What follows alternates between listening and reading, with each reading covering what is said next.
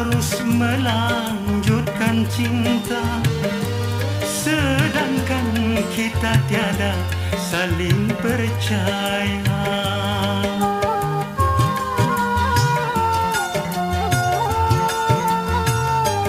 Sudah adakah pengganti di sana yang lebih memuaskan segala-galanya?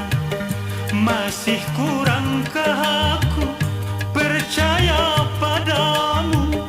Kukira cinta